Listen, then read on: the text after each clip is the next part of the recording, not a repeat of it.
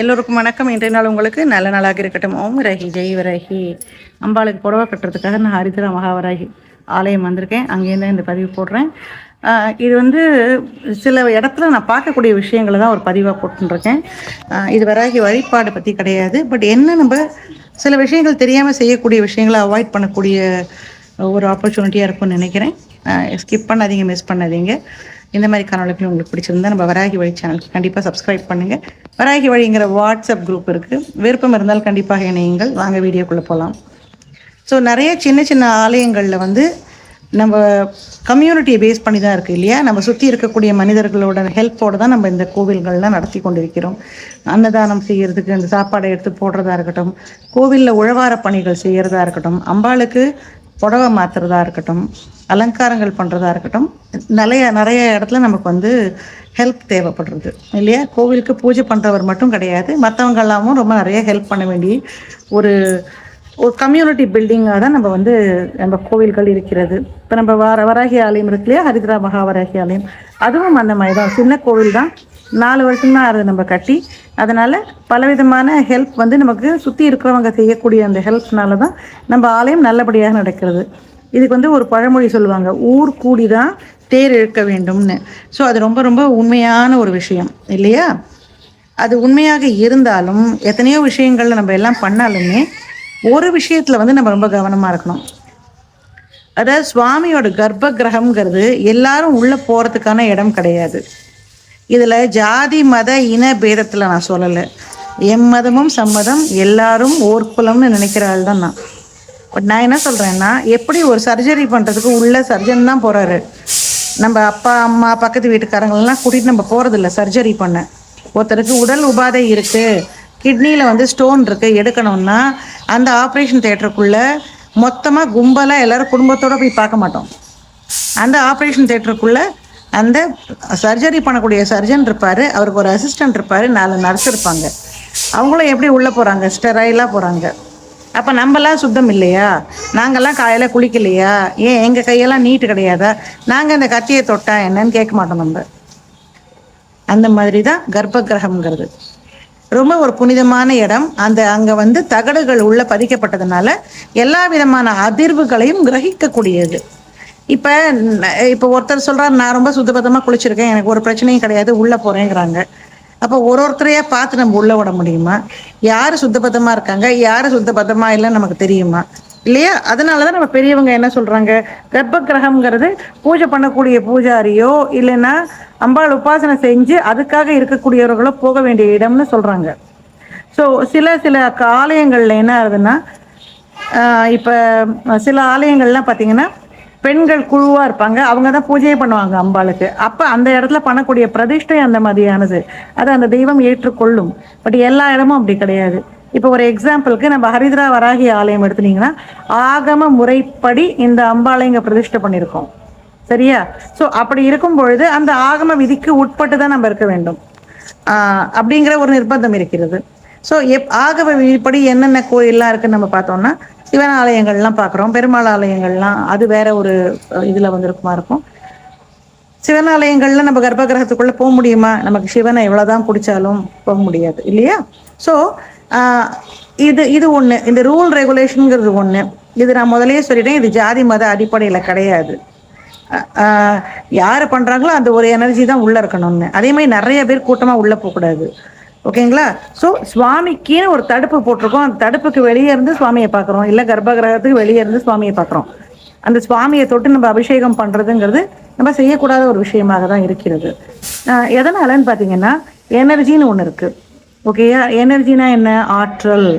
அந்த தகடுக்குள்ளே என்ன ஆற்றல் உள்ள அது கிரகிச்சுக்கிறதோ அதை தான் திருப்பி பிரதிபலிக்கும். எல்லாரும் உள்ளே போய் அதுக்கான அந்த எனர்ஜியை குழப்பி விட்டோம்னா அந்த இடத்துல பெரிய தெய்வத்துக்கான சாநித்தியம் இருக்காது. இப்போ ஒரு கப்பு காலியாக இருந்தால் தான் அதுக்குள்ளே எதையாவது ஊற்ற முடியும். அந்த கப்பு நிரம்பி வழிஞ்சால் அதில் ஒன்றையும் ஊற்ற முடியாது.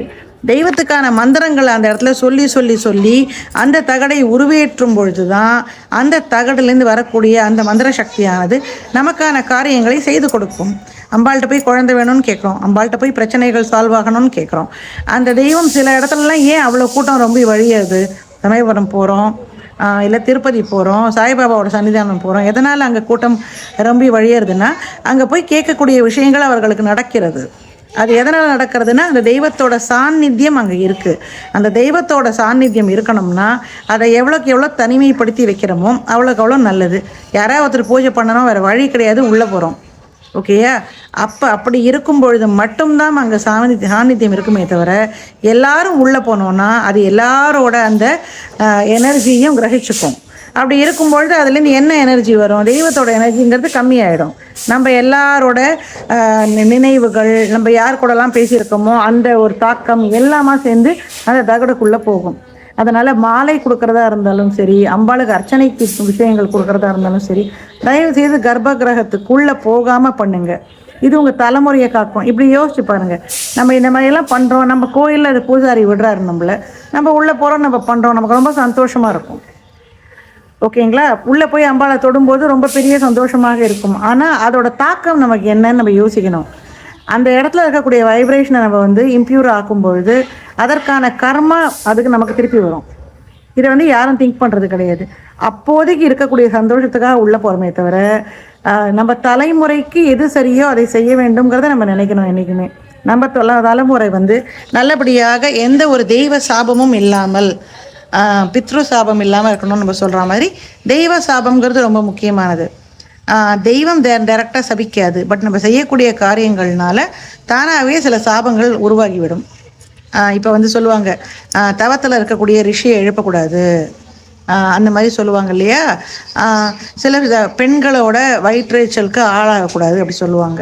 அந்த பெண் சாபம் கூடாதுன்னு. அந்த மாதிரி தெய்வதா சாபம்ங்கிறது இருக்குது. அந்த தெய்வம் நேரம் நம்மளை சபிக்கணும்னு அவசியம் கிடையாது. நம்ம செய்யக்கூடிய காரியங்கள் அந்த தெய்வத்தின் ஆற்றலுக்கு புறம்பாக இருந்தால் தானாகவே அது சாபமாக மாறிவிடும். சாபமாக மாறினா இன்றைக்கி நமக்கு ஜாலியாக இருக்குது, நம்ம பண்ணுறோம், நாளைக்கு நம்ம தலைமுறை குழந்தை குட்டியெல்லாம் நல்லா இருக்கணும். அப்படிங்கும் பொழுது கர்ப்ப கிரகத்துக்கு வெளியே பயபக்தியோடு இருந்து சுவாமியை பார்த்து விட்டு வருவது தான் சரியான வழியை தவிர உள்ளே போய் எல்லாருமா சேர்ந்து சாமியை தொட்டு கும்பிட்றேன்னு போகிறதுங்கிறது உங்கள் வாழ்க்கையில் உங்களுக்கான பிரச்சனைகளை உண்டு பண்ணும். இது எவ்வளோ பேருக்கு தெரியும்னு தெரியல. அகெயின் இங்கே ஜாதி கிடையாது, மதம் கிடையாது, இனம் கிடையாது, மொழி கிடையாது. அதுக்காக நான் இது எதையுமே சொல்லலை. பட் உங்கள் குடும்பமும் தலைமுறையும் நல்லா இருக்கணும்னா அந்த தெய்வத்தோட சாநித்தியம் அந்த இடத்துல முழுமையாக இருக்க வேண்டும் என்றால் அந்த தெய்வத்துக்கான பூஜைகள் நடக்க வேண்டும், அபிஷேகங்கள் நடக்க வேண்டும், புது பூ போட்டிருக்கணும், சுவாமிக்கு நல்ல வஸ்திரங்கள் கட்டியிருக்கணும், மந்திரங்கள் அங்கே ஒலிக்க வேண்டும். இது எல்லாம் இருக்கும் பொழுது தான் அந்த தெய்வத்துக்கு அடியில் வைக்கக்கூடிய தகடானது இந்த நல்ல விஷயங்களை கிரகித்து வரக்கூடிய பக்தர்களுக்கு தேவையான நன்மைகளை செய்து கொடுக்கும். அந்த குட்டையை நம்ம குழப்பறோம்னா அதுலேருந்து என்ன வருமோ அதுதான் வரும். ஓகேயா? அதனால் இன்றைக்கி நடக்கக்கூடிய நமக்கு ஜாலியாக இருக்குங்கிறதுக்காக இந்த மாதிரி விஷயங்களை செய்வதை தவிர்ப்போம். இந்த பூஜாரியே உள்ளே வாங்கம்மான்னு சொன்னாலும் இல்லைங்க வேண்டாம், நாங்கள் வெளியே நின்று சுவாமியை பார்த்துட்டு போகிறோம்னு சொல்லக்கூடிய அளவு மெச்சூரிட்டியை நம்ம எல்லோரும் வளர்த்துக்கலாம். அது எல்லோருக்குமே நன்மையை பயக்கும். இப்போ இந்த வராகி ஆலயம் இப்போ நானும் அதில் நிர்மாணித்திருக்கிறேன். வராகியோட உபதேசம் நேரடியாக பெற்று அவளுக்கான மூல மந்திரங்கள் கிட்டத்தட்ட 5 வருஷமாக ஜபம் பண்ணுறேங்கிற ஒரே ரீசன்னால அது நான் உள்ளே போய் அம்பாளுக்கு அலங்காரங்கள் பண்ணுறேன், பூஜைகள் பண்ணுறேன். ஸோ இப்போ நானும் இங்கே வரும்பொழுது பூஜாரி தான், அதனால் உள்ளே போகிறேன். இதே நான் தஞ்சாவூர் வராகி கோயிலில் போனால் உள்ளே போவேன்னா போக மாட்டேன். அது நமக்கான இடம் கிடையாது. நமக்கான அந்த விஷயங்கள் தெரியுங்கிறதுக்காக எல்லா இடத்துக்குள்ளேயும் போகக்கூடாது. பல்லூர் வராகியில் போனால் நான் இல்லைங்க, நான் கர்ப்பகிரகத்துக்கு வரேன், நான் வராகி உபாசனை பெற்றிருக்கிறேன், வராகி என்னோட பேசினால் உள்ளே வரேன்னு சொல்ல முடியுமா? பண்ணக்கூடாது. ஸோ அந்தந்த இடத்துல இருக்கக்கூடியவர்களோட அந்த இடத்தோட சாங்டிட்டியை நம்ம மெயின்டைன் பண்ணணும். அந்த தெய்வத்துக்கான மரியாதையை நம்ம கொடுக்க வேண்டும். அப்படி இருக்கும் பொழுது தான் நம்ம அந்த கோயிலுக்கு போகும்பொழுது அதுக்கான அந்த ஒரு நல்ல ஆற்றல் நமக்கு கிடைக்கும், பலன் கிடைக்கும். சரி, இப்போ நாங்கள் கோயிலில் அம்பாளுக்கு புடவை சாத்த போகிறோம், நாங்கள் புடவை தான் கட்டணும், நாங்கள் தான் புடவை கட்டுறோம், நாங்கள் ஒரு லேடிஸ் ஒரு குரூப்பாக கட்டுறோம்னா அதை பண்ணிவிட்டு வெளியே வந்துடணும், அவ்வளோதான். அதை நமக்கு கொடுக்கக்கூடிய ஒரு டியூட்டி, அதனால பண்ணுறோம். அப்போ உள்ளே போகும்போது எப்படி போகணும்? நல்லா குளித்து தெளித்து யாருக்கிட்டையும் பேசாமல் வழியில் எங்கேயும் கடையில் நிற்காமல் நேராக கோயிலுக்கு போய் அம்பாளுக்கு புடவை கட்டிட்டு வெளியே வந்துட்டு அதுக்கப்புறம் பண்ணணும். ஸோ இது ரொம்ப முக்கியமான விஷயம். அந்த சுத்தபதமாக மெயின்டைன் பண்ணணும். எனர்ஜி மெயினாக மெயின்டைன் பண்ணணும். எல்லாருக்கிட்டையும் வழியில் நம்ம பேசிட்டு காய்கறியெல்லாம் வாங்கிட்டு அப்படியே புடவை கட்டுறதுக்கு வரக்கூடாது. அப்படி இருக்கும்பொழுது பலதரப்பட்ட மனிதர்களை நம்ம பார்த்துருப்போம். அவங்களோட எனர்ஜியெல்லாம் நம்ம கிரகிச்சுன்னு அந்த சுவாமி மேலே போட்டுடுவோம். அழகான ஒரு விஷயத்தை அழுக்காக மாற்றாமல் நம்ம வந்து பாதுகாக்க வேண்டியது நம்மளோட கடமை. அதனால் மனிதர்களோட ஜாதி மத இன மொழியை விட அவர்களது சிந்தனைகள், அதுதான் அந்த எனர்ஜி வருது. ஆரான்னு சொல்லுவாங்க, நம்மளை சுற்றி இருக்கக்கூடிய ஆரா. இப்போ பெரிய பெரிய செயின்ஸ் இருக்காங்க, புத்தர் மாதிரி, அவங்கெல்லாம் வந்து அந்த நிஷ்டையில் உட்காரும் பொழுது அந்த ஒரு 20 கிலோமீட்டருக்கு அவர்களது அந்த என்ன சொல்கிறது, ஆரா, நம்ம தலைக்கு பின்னாடி ஒரு ஒளிவட்டம் போடுவோம் இல்லையா, அது வந்து ட்ராவல் பண்ணுமா அந்த எனர்ஜி. அப்படின்னா பார்த்துக்குங்க, நம்ம எல்லாரும் சுற்றியும் ஒரு எனர்ஜி இருக்குது. நம்ம வந்து இன்றைக்கி ரொம்ப கோவமாக இருந்தோம்னா அந்த ஆரா அதுக்கு ஏற்ற மாதிரி இருக்கும். நம்ம சந்தோஷமாக இருக்கும்பொழுது அந்த ஆரா அப்படி இருக்கும். வயிற்றெரிச்சலோடு யாராவது உங்கள்கிட்ட பேசுகிறாங்கன்னா அவங்களோட அந்த தாக்கம் நமக்கு வரும். இதை தான் நம்ம கண் திருஷ்டி கண்ணேருன்னு சொல்லுவோம் இல்லையா. அதாவது ஏதோ ஒரு விதமான கண்ணுக்கு தெரியாத ஒரு ஆற்றல் நம்மளை வந்து ஏதோ விதத்தில் வந்து பாதிக்கிறதுன்னு நம்மளால் புரிஞ்சுக்க முடியறது. இது பொய்யெல்லாம் கிடையாது, ரியல் தான். அதே போல் நம்ம யார் கூடலாம் மனிதர்களோட பேசிட்டு வரோமோ அந்த ஆற்றல் வந்து அந்த தெய்வத்தோட அந்த தகடில் போய் அதோட தூய்மையை கெடுத்து விடும். அதனால் தயவு செய்து கோவிலில் சேவை செய்யக்கூடிய பெண்களாக இருந்தாலும் சரி, ஆண்களாக இருந்தாலும் சரி, இல்லை பூஜை பண்ணுறதுக்கு போகிறவங்களாக இருந்தாலும் சரி, தயவு செய்து யார்கிட்டையும் பேசாதீங்க. குளித்த உடனே நேராக கிளம்பி அந்த சுவாமிகிட்ட போய் அந்த சேவை செய்யணும்னா அதை செஞ்சுட்டு வெளியே வந்துடுங்க. அதனால அதுக்கான அந்த பியூரிட்டி நம்ம ரெஸ்பெக்ட் பண்ணும்பொழுது அந்த தெய்வத்தின் பரிபூர்ண அனுகிரகம் நமக்கு கிடைக்கும். ஊர் கூடி தேரெழுக்க வேண்டும். ஆனாலும் நம்ம அதெல்லாம் செய்யும் பொழுது எந்த விதத்துலையுமே அந்த தெய்வத்துக்கு தெரியாமலோ தெரிந்தோ ஒரு தவறை செய்யாமல் நல்லபடியாக அந்த கோயிலை பார்த்துக்கணும்னு உங்கள் எல்லாரையும் நான் கேட்டுக்கிறேன். இந்த மாதிரி சின்ன ஆலயங்கள் இருக்கும் பொழுது தான் இந்த மாதிரி விஷயங்கள் வந்து தெரியாமல் நிறைய பேர் பண்ணுறோம். நம்ம பெரிய ஆலயங்களில் வந்து நிறைய ரூல்ஸ் போடுறதுனால அந்த மாதிரி நடக்கிறதுக்கு வாய்ப்பு இல்லை.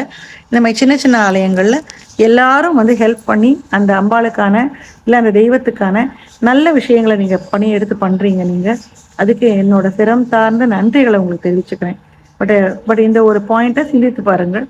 நான் சொல்கிறதுல எதாவது ரெலவன்ஸ் இருக்குது அப்படின்னு தோணிச்சுன்னா அதை ஃபாலோ பண்ணுங்கள். சரியா? நன்றி. ஓம் வராகி, ஜெய் வராகி.